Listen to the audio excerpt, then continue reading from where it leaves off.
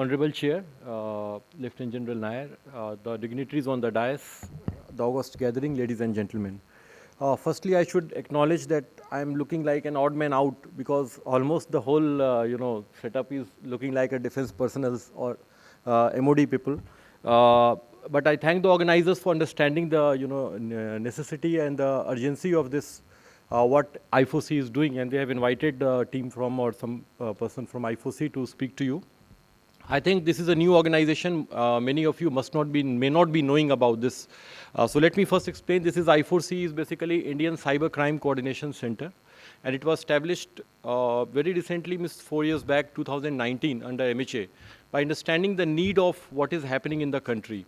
And that is, I'm not talking about the borders of the nation, but rather what is happening inside the country in form of cyber crimes. Now, each and every person, whether somebody is thinking himself as a VIP or somebody who's in a far-flung village, this is a very pervasive and very omnipresent type of crime means incident that is happening, and it is the pace and the volume at which it is happening is very alarming.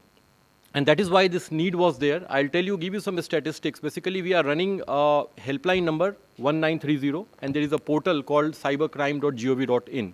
So anybody who's facing this type of fraud, they can come in, or fraud, financial fraud or any other way, they can complain here. So we are receiving more than 5,000 complaints on daily basis. And if you see the data, in last 3 years, people of India have lost more than 10,000 crore of rupees in these type of financial frauds. And still the mechanism is not very, robust to get the money back, because there are legal hurdles and other things.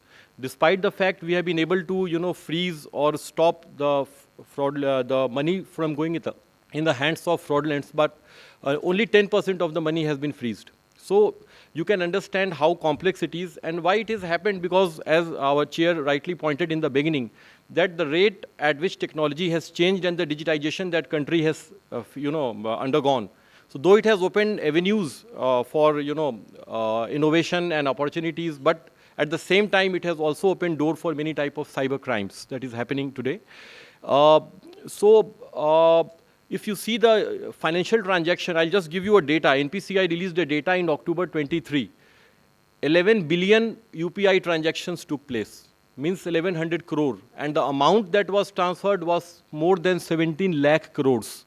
Now you can understand, even if a 0.01% of this money is also, defrauded, how much amount of money we are going to lose in the hands of fraudsters. But one mistake we all normally think is like the person, a citizen is losing his money. But no, it is also a national threat. Because when we are, analyzing and going after tracking the, the incidents where the money is going, the money trail, it is being converted into cryptocurrencies. It is going in the hands of, terror funding organizations as well.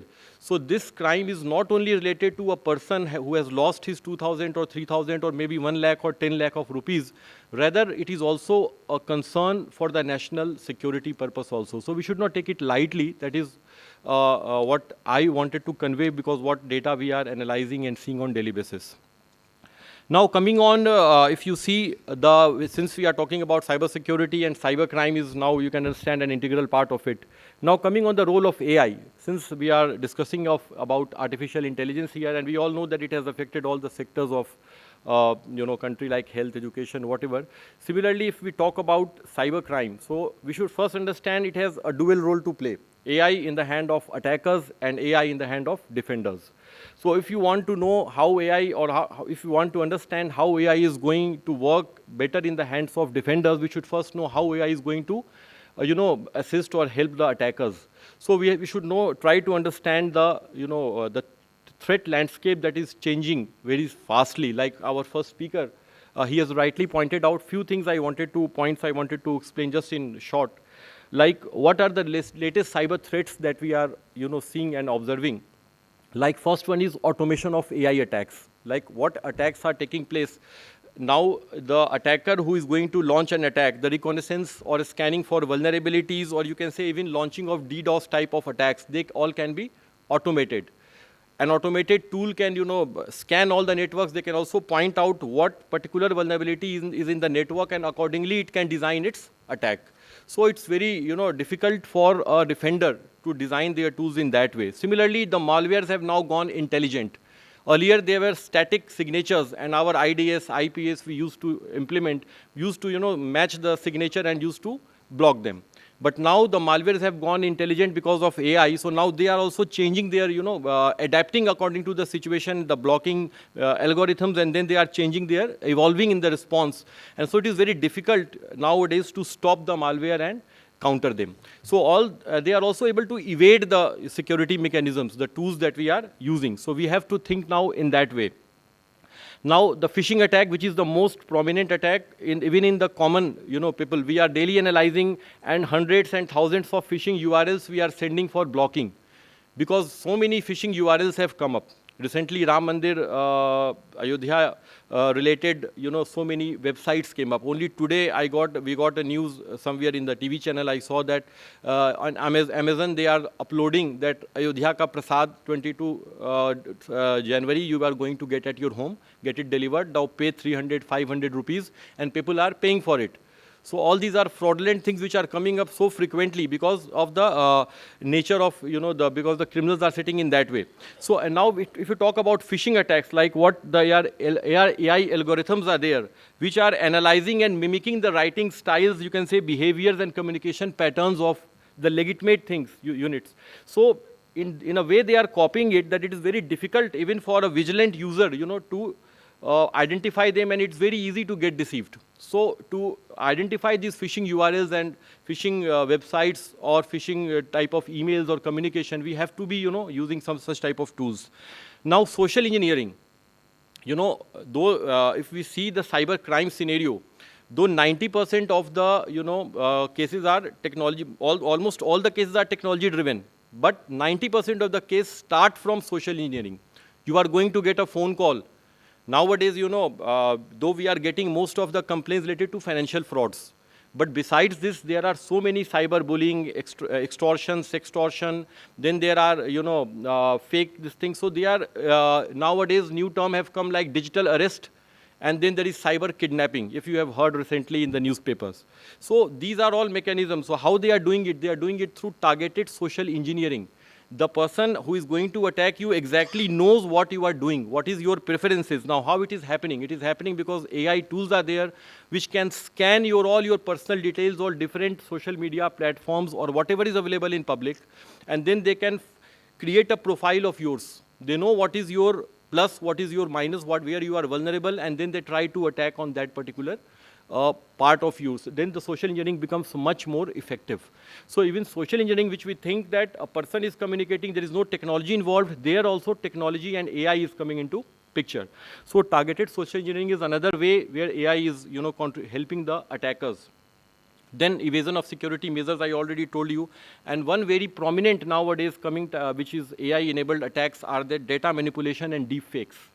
So deepfake is, what we are doing there. They are manipulating the audio or video or even textual content, and they are creating something जो पहले हम कहते थे कि आंखों देखी और कानों सुनी पे भरोसा नहीं करना चाहिए. So now literally they have proved it. You are seeing a video, but you do not know whether this video is actually the video you are seeing or not. So you are reading a text, but it is manipulated. You don't understand whether it is real or it is fake. So it's very difficult now to differentiate because of these AI.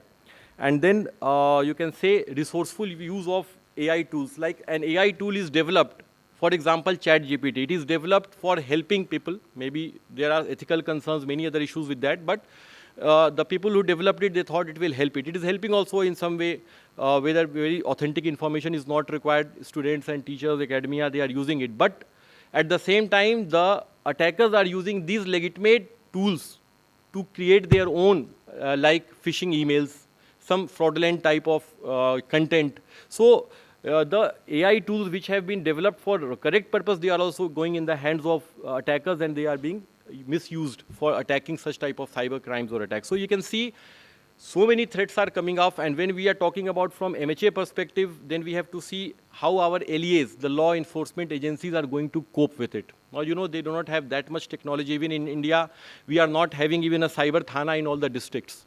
So it is very difficult for the local police or personnel to identify and counter all these type of threats. So this is the challenge which is lying here along with this, the advent of AI and this in cybersecurity scenario or cyber crime scenario, basically, if I say. So now, when we talk about defensive strategies, then what is the key? The key is like the defensive mechanism also should be adaptive and it should be innovative. We have to think how we can create tools, how we can work, and naturally what our prior speakers also have told, it cannot be done in silos. We have to collaborate and we have to join hands to develop tools and mechanisms which can help and adapt to the scenario. So like in I4C, we are partnering very frequently with academia, the startups. Recently, we have given 5 projects through IDEX to the different startup companies. We are doing hackathons. We have done 2 hackathons, and based on the winners, we are identifying the good startups who can work in a particular problem statement. And then we are helping and with them to develop some tools and productionize them. So this is one way we are trying to contribute. Similarly, I have proposed recently, because see, we have to be future ready. We have to be think of like what is going to happen 3 years or 4 years ahead down the line.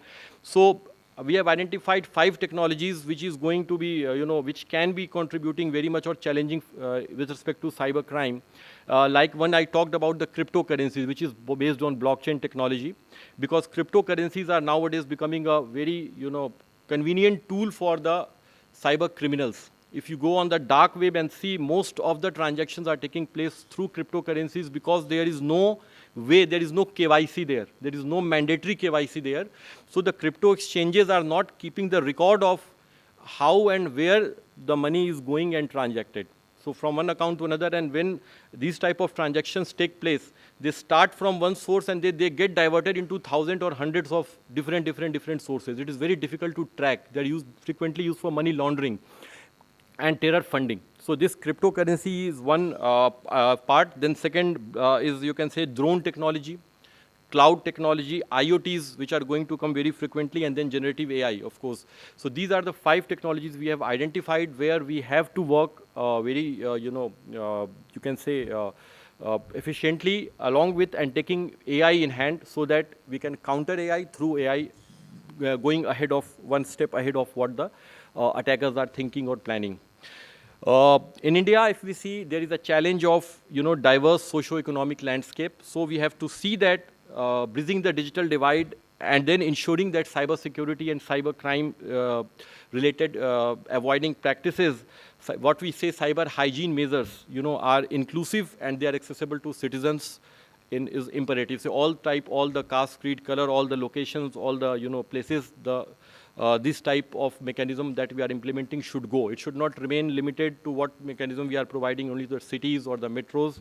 And one thing we have found that prevention is always better than cure. So for cybercrime perspective, if we see, if the people are aware, so at least most of the cases, they can be, if somebody is aware that this is a fake website which is claiming me that I have won a lottery, or I'm getting a prize in KBC, or I'm getting a Ram Mandir Prasad, then they will not go in the hands of like that. So we are trying to also create mass awareness up to the ground level. We are trying to reach to every panchayats so that even the very people at the very, rural area, they are also aware of how people are getting defrauded with the latest modus operandis. Because we are getting 5,000 complaints daily, we are analyzing, and we are coming to know what is the latest modus operandi that is nowadays. Like parcel scam is the latest modus operandi, which is very much in picture. You will get a call that your parcel has been received and it is having some drugs or some type of thing, and then now CBI is calling you, pay 1 lakh rupees, otherwise you'll be arrested. So this has come in last 1-2 months, it has gone very much. So now if people are aware, they will know this is a fake call. They won't get afraid. So we are trying to reach this message up to the lowest level. Technology is of course used to counter technology, but to prevent these type of measures we are taking. So finally, I won't take much time. So at the last, I will say that if my recommendations, if I say what can be done, I can say we can do in 3 steps. First is research and innovation. We have to stay ahead of, evolving cyber threats. We should at least try to do that. We should conceptualize what can happen in next 3 to 5 years, and then we have to work according to that. Second is that we have to promote ethical AI practices so that to build a secure and unbiased digital ecosystem. And third one is collaboration. Like what I was discussing with Chair Sir right now before the start of this, that even the government departments like our defense MOD people are doing so much of work in forensics and other things. I don't know how much MHA is aware of that and how much the other departments are, because if we have done something already in the government sector also, we can go and join hands with them. We can leverage that facility. Of course, we can also learn from them to, if required, we can implement it in that way. But suppose we have given 20 projects to 9 different IITs to develop these type of AI tools, like deepfake detection tools and like phishing URL detection tools, like those things. So that those tools are developed, and we are giving it to our respective, LEAs, law enforcement agencies too, so that if a complaint comes, they can at least, analyze and find out. During their investigation purpose, it helps them. We have set up 33 forensic labs across the country, which are going to help the police personnel in investigation process. So when we are creating this type of ecosystem infrastructure, then of course we can join hand among the government departments as well, along with partnering with the academia and industries. So at least reinventing the cycle can be avoided at many steps. And suppose if government has funded a particular project with an academia and they have developed a good tool, it can be harnessed and used by other government departments as well. This is what practically I found and I thought. So I shared this. So these 3 points was what I wanted to mention. We have to do R&D. We have to stay ahead of the threat perception. What is threat is coming. We have to collaborate. And then third one is that we have to try to get, digital divide should not come into picture. We have to adopt ethical AI practices. And of course, with, collaboration of all and these type of conferences and knowledge sharing, I think we can develop an ecosystem which can contribute great even in the world of AI to, implement cybersecurity and counter the cyber crimes as well. Thank you very much.